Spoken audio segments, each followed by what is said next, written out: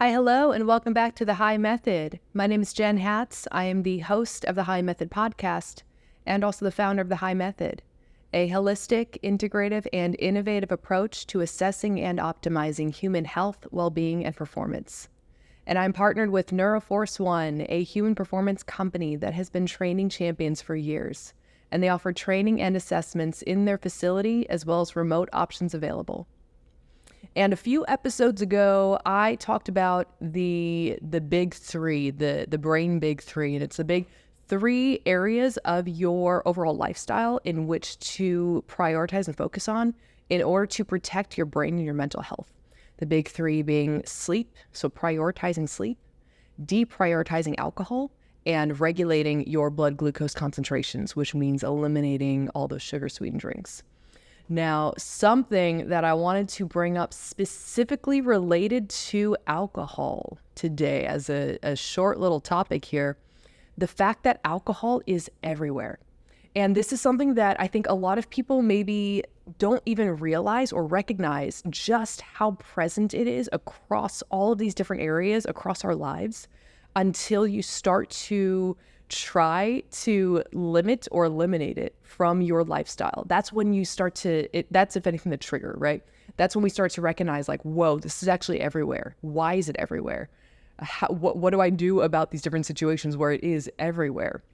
And so, first of all, before we even launch into that, just as a reminder from that past episode, if you have not already seen it, you can go ahead and watch it.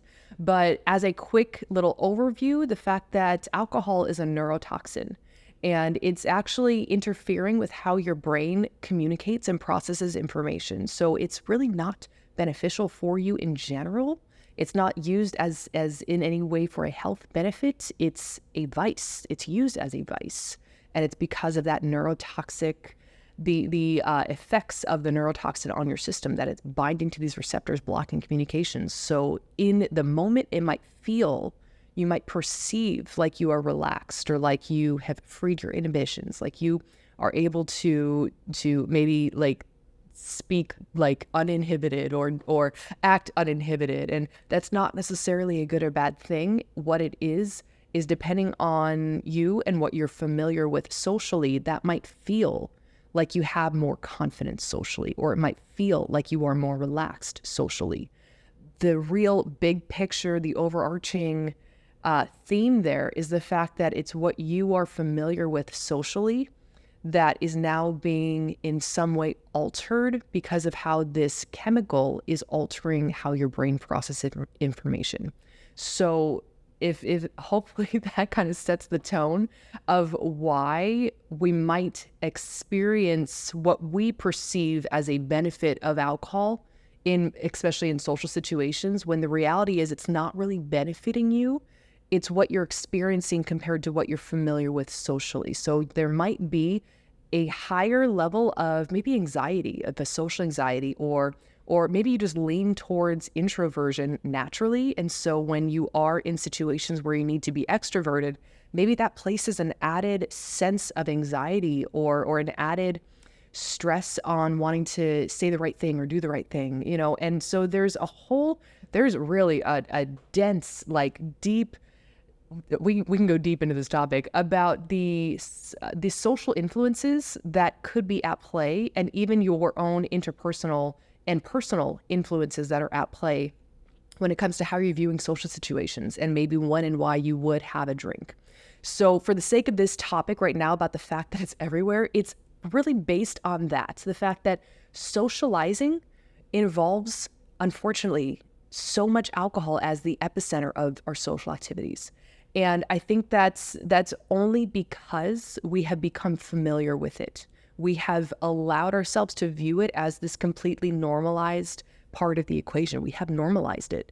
It's seen as this ever-present, the epicenter of social situations. So that could be family get-togethers and weddings and reunions and anniversaries. It could be different celebrations, vacation.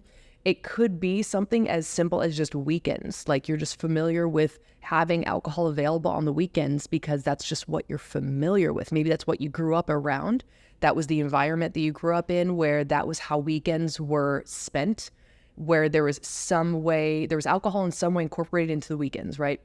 Or it could be that there was alcohol always as a focal point of different activities, whether it's social activities like you're going out to an amusement park, or you're going out to, I don't know, a game. You're going to go see a baseball game or something, and you know that there's going to be, some tailgating or some beers during the game or something. So we have all of these situations that are normally just everyday, like social events and fun activities. And there's always this tag along partner of alcohol in the equation. And in some cases, it's seen as the focal point of that occasion. It might be the fact that the bar at the wedding is all of a sudden the focal point, right? So the fact that it's everywhere, it's not just that it's everywhere, it's that it's everywhere that we go to socialize, that we typically go to socialize, that we are familiar with as being our social scene, or as being our balance from work. Whatever the things that we're doing for fun to balance out for what we're doing for work, there tends to always be some form of alcohol in the equation. So the big question is why? Why is it everywhere? Why is it that we have come to this point where it is so normal to see it and to have it there and around us? And what do we have to start doing so that way we are seeing it for what it is? And that we're no longer viewing it as this normal part of the equation, but that we're actually questioning it and working towards maybe having a new perspective of it, maybe having stronger limitations on it, maybe starting to remove it from certain situations or locations or environments where we can see that it's not doing us any benefit. It's actually doing us more harm to have it there. So some of the reasons, if anything, there's like one big reason that I'm going to point out today, really, and it's gonna scream right in your face about why this is like the big thing, why it is everywhere. It's because of money. It's because it is a very easy money maker. So alcohol and the revenue that is generated from alcohol sales is the easiest way to generate revenue, to generate a profit with a high profit margin for businesses. So any bars and restaurants, like you can go into any restaurant really, and you might be handed a menu for food and also a menu for drinks, for different alcohol drinks. It's because the drink menu is that's where they earn their profit. That's the high revenue generating menu that they're giving you. They're giving you both menus because they know that you want to eat food, but the food doesn't really generate that much revenue for them. So food itself has a higher cost to it. There's a whole lot more that goes into regulating the safety and the sanitation of its storage, its production, how it's served, any waste that is coming from food that was produced and made and served but not eaten.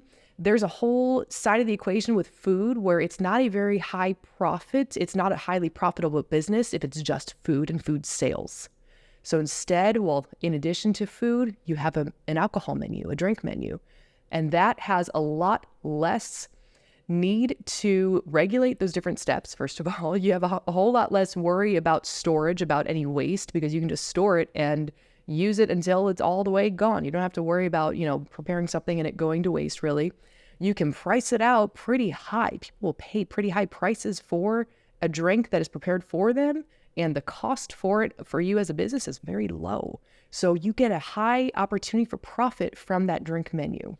So anytime that you are a customer at an establishment that has food and drinks, just keep that in mind, that it's not necessarily, it's not their fault. That's how the system has built itself up. So that way alcohol is in this way, that is this high profit margin and high revenue generating product for this business. But just keep that in mind then, that when you are, being given these two menus, you don't have to order off the drink menu. That's just the money-making side of the equation for that business, really. And so starting to view it from that lens then, and that's probably why if anyone was like really up in arms during COVID, when everything was locked down and alcohol sales were still occurring, they were increasing, if anything, and people were allowed to go through like a drive-through and order alcohol through the drive-through. And there was a lot of, it's obviously extremely controversial, and I would say that it's a sign that there's something really off with how we function and where we generate our revenue from, where we rely on that revenue, because that's not okay as being a priority item. So you can see very clearly that something's wrong here, that there's something off about this system and how we've set it up. But that's why that was still occurring. That's why alcohol sales were still occurring, because that is the revenue generating product. That's where money comes from for these businesses. And that goes all the way back to really one of the primary reasons why prohibition ended, was because that very valuable tax revenue that the US government could have been collecting from regulating the sales of alcohol was instead going toward these underground bootlegging operations that were still selling alcohol. They were still selling this vice to people who were buying it. And that became its own, it was obviously this unregulated process for sales, but then there's also a lot of crime that goes around with that. So prohibition ended primarily as a political decision in order to help stimulate the economy by bringing that tax revenue back under US government control, and to be able to control the sale of this substance, also as a means of trying to control for the crime that was otherwise being generated from this. So that set in place really how we have, if anything, how we've established alcohol as this, in a way, a higher priority item from the standpoint of just broad scale availability and sales, that it's now seen as this higher priority item because of money. And that's really all it is. So I think by starting to starting to put that awareness out for people that the reason why it's everywhere is because of money, and because the decisions around it are based solely on the fact that it can help generate money. It has nothing to do with your health. And it is in no way improving your health. If anything, it's putting a big wedge in your health and a big wedge in your quality of life. And so viewing it for what it is, the fact that it is a substance, it's a vice, it's a neurotoxin. It's going to manipulate and inhibit how your brain is processing information, how your brain's communicating. It actually is going to have much worse effects on your overall health, your overall metabolic health, your overall neurologic health, and your overall also your social and cultural health as well, if it starts to impair how you are engaging in different relationships, and really how you're engaging in your relationship with yourself too. So it really needs to be seen for what it is, and for us to start to peel back those layers of really what we've done for the system to kind of put it up on this pedestal and to make it this very high priority item, when the reality is there are so many other things that we need to prioritize. And so hopefully after hearing that, you maybe start to align your decision-making with something that is better, a more beneficial decision, we'll say, for your overall health, your overall well-being, and for what you want to see as the epicenter of what we focus on, right? If we don't want to see this substance as being the high priority item that it is, then we need to start taking our dollars and channeling it towards something else, and not continue to use our dollars to vote for that alcohol being everywhere, but instead putting putting our money, really channeling that funding and channeling our resources towards the changes that we do want to see. And I'll actually leave you off with a short little story that kind of goes along with what I just said about the fact that we need to really change our perspective of this thing that we've otherwise become so used to. And this actually starts an entirely new topic that we'll talk about on another episode. But just to wrap this up real quick. So there was a point in time not too long ago that my parents, they were talking about the old community that we lived in, about how there was a school, it was like a high school, and next to the school there was talk about a dispensary that was going to be put in operation there right next to the school, and how the community was very much split down the middle of whether this was a good thing or a bad thing, because of the conversation about the fact that, well, it's tax revenue that can be generated, and the rationale of the fact that, well, if it's regulated, if it's, at least it's the safe way to do it, because they're not, kids are going to be exposed to drugs anyways. Kids are going to be, they're going to do whatever they want. They're going to find it wherever they want. So at least maybe this is a safer way for them to be exposed to it. And it's revenue generating for the local economy. There was all of this support in favor of it. And I had a very, just like a very clear cut, like point to make for my parents. I'm like, well, I think I understand everything that you guys are saying. I totally understand that. But there are so many other ways that we can benefit the local economy and so many other avenues to direct, especially youth populations, in this case, high schoolers, to show them that there is something else, that there's a whole lot else that they can do with their time, with their energy, with, whatever their interests are, that there are infinite number of ways in which to help promote both sides of that equation without going the route of a vice that we know is not really benefiting the health and integrity of individuals. It's not really benefiting physical and mental health. It's a vice. It's a substance that is being used primarily for escapism from reality, for numbing, or for partying, which really is like escapism from reality. It's not really the best fitting solution across the board. You're just finding rationale to support something that's already happening. And I think if instead, and this is what I told them, I said, because they also gave that very classic rationale for, being supportive of legalizing pot was the fact that, well, it's natural, it's a plant, how bad could it be? We all did it when we were younger, yada, yada, yada. So totally natural response and rationale to have for like being okay with it. And I gave a response back. I'm like, well, first of all, if you want kids to be involved with plants, then maybe give them an opportunity to actually start planting seeds and to learn about gardening, to learn about farming, to actually go out hiking and get their hands dirty and do things that are real, that are actually getting down into real life and what it means and where your food comes from, what these different plants are. Like botany is a huge topic that I think if you start planting those seeds, no pun intended, but if you start planting those seeds early, that you can actually grow some really, really like intelligent and creative minds from giving them this opportunity to learn something that is real. Instead, you're using this rationale of a vice, saying that, well, it's natural and it's a plant, so it's okay. Like, no, there are so many other ways to focus our energy, and especially to reap the benefits that we want to reap without, like I said, trying to rationalize something that has just become normal for us.